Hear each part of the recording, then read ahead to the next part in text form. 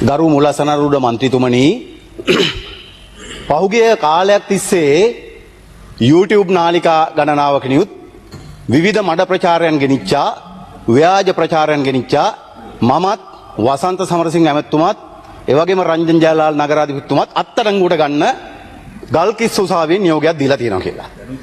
නීතිඥ දයාසිරි ජයසේකර කියලා තමයි මෙතුමාගේ නම සඳහන් කරන්නේ. මම මීට කලිනුත් ජනාධිපති නීතිඥ මෛත්‍රී ගුණරත්නටත් අභියෝග කරා තියෙනවා නම් කොහේ හරි උසාවි නියෝගයක් ගෙනල්ලා සභාගත කරන්න. බොරු කියන්න එපා එහෙම. කොහෙද එහෙම එකක් තියෙන්නේ? උසාවි නියෝගය සභාගත කරන්න ඕන. මොකක්ද උසාවිය දුන්නේ? උසාවිය දුන්නේ ගරු මුලසනරුඩ මන්ත්‍රීතුමනි මාගෙනුත් වසන්ත සමරසිංහ සහෝදරයාගෙනුත් ඒ වගේම රංජන් ජයලාල් සහෝදරයාගෙනුත් ප්‍රකාශ සටහන් කරගන්න කියලා. ඒ ප්‍රකාශ සටහන් කරගන්න කියලා කිව්ව අගෝස්තු 22ට පෙර අපි තිදෙනාම ගිහිල්ලා ප්‍රකාශ ලබා දීලා තිබෙනවා මේ සිද්ධිය සම්බන්ධයෙන්. මේක සම්පූර්ණයෙන්ම මේ සිද්ධිය එකින් එක කියන්න මේක වෙලාවක් නෙවෙයි. ඕනනම් එහෙමත් කියන්න පුළුවන්. කම්කරු දෙපාර්තමේන්තුවට වංචා කරලා ජෝන් සෙනවිරත්න හිටපු ඇමතිවරයා තමන්ගේ දේශපාලන බලය පාවිච්චි කරලා වැරදි විදියට වෘත්තීය සමිතියක පාර්ශවයක් ලියාපදිංචි කරවලා එහෙම කරපු වංචනික ක්‍රියාවක්. ඒක කම්කරු කොමසාරිස් ජෙනරාල්වරයා ලිපි දෙකකින් නිකුත් කරපු ලිපි දෙකකින් ඉතාම මැනවින් සඳහන් කරලා තිබෙනවා. ඒ නිසා හරි පැහැදිලි මම චැලෙන්ජ් කරනවා. මම අභියෝග කරනවා. පාර්ලිමේන්තු වරප්‍රසාදයට වලට මුවා වෙලා නීතිඥ බෝඩ් එක ගහගෙන මෙතන බොරු කියන්න එපා හැමදාම ඇවිල්ලා. ඒ නිසා මේක දැන්වත් නිවැරදි වෙන්න ඕන. එවැනි කිසිදු තීන්දුවක් දීලා නැහැ. ඒ නිසා අපි ඊටාම කරුණාවෙන් ඉල්ලනවා තවදුරටත් මෙවැනි වැරදි ප්‍රචාර කරන්න එපා. ඒ වගේම මේ කරපු වැරදි ප්‍රකාශය වහාම ඉල්ලාස් කරගන්න ඕන.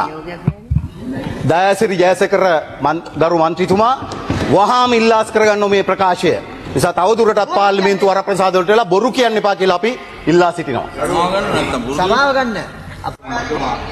හොඳයි ගරු මන්ත්‍රීතුමා. ගිය දෙසැම්බර් 18 වෙනිදා ගරු දයාසිරි ජයසේකර ගිය දෙසැම්බර් 18 වෙනිදා නිරුපුඩිලි සිල්වා මැතිනිය දුන්න තීන්දුවේ තමයි මේක තිබෙන්නේ. ෆෝර්ට් මැජිස්ට්‍රේට් එකේ මම ලබන සිකුරාදා වෙනකොට ඒක සභාගත කරනවා. ඒ නිසා දැන් මගේ අතේ තිබුණා මම දැන් සභාගත කරනවා මම ළඟ තිබුණා ඩොකියුමන්ට් එක. එතකොට ගරු කතානායකතුමා මම සිකුරාදාට මම ඒක අනිවාර්යයෙන් සභාගත කරනවා. උදේම ඒකට ඒක ගැන කතා කරන්න පුළුවන්. මොකක් හරි කියලා උත්තර දී ගන්න බැරි වුණාම වෙන මොනවා හරි බයිලා ගහනවා. ගලේ වෘත්තීය ආචාර ධර්ම කියලා දෙයක් තියෙනවා ගරු මන්ත්‍රීතුමනි. වෘත්තීය ආචාර ධර්ම නීතිඥ වෘත්තීය ආචාර ධර්මත් කෙලෙසනවා. හරි දැන් අපේ විවාදේ කටයුතු කරගමු.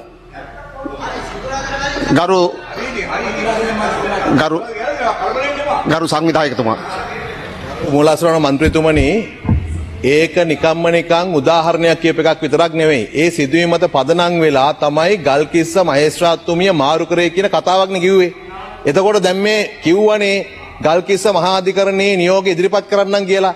එහෙම වසන්ත සමරසිංහ ඇතුළු මේ තිදෙන අත්තරම් ගන්න කියලා ගල්කිස්ස මහා අධිකරණ නියෝගයක් ලබා දීලා නැහැ. එතකොට දැන් කියන්නේ මොකද්ද? ඒ නියෝගය නිසා තමයි මහේස්ත්‍රාත්තුමිය මාරු කළේ කියලා.